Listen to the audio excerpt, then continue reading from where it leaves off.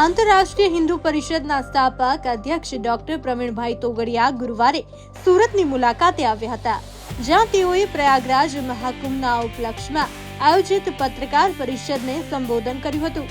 દેશ અને વિદેશમાં હિન્દુ સમાજની સ્થિતિ વિશે તેમણે વિસ્તૃત છણાવટ કરી હતી।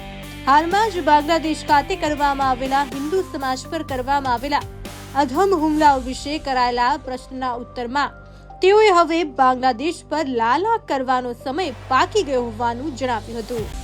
લોકો ચતુર છે, બુદ્ધિમાન છે, રસ્તો શોધી લેશે અને એમને સમય ઉપર યોગ્ય માર્ગદર્શન પણ મળતું રહેશે। હું પરિવારમાં જ હતો, બહાર ક્યાં હતો અને હિન્દુઓની વચ્ચે જ હતો અને હિન્દુઓ મારી સાથે હતા। હિન્દુઓનો બહુમત જળવાઈ રહે એ માટે કાયદો કે દંડા, અમે કાયદાની મદદ લઈશું, જરૂર પડે તો દંડાની પણ મદદ લઈશું। કડક પગલાં ઉઠાવવા જોઈએ। એક વખત આપણે આંખ લાલ કરી હતી તો પાકિસ્તાનના 2 ટુકડા થઈ ગયા હતા। હવે ફરીથી આંખ લાલ કરીએ તો બાંગ્લાદેશના 4 ટુકડા થઈ જાય। ન માને તો આંખ લાલ કરવાનો સમય આવી ગયો છે।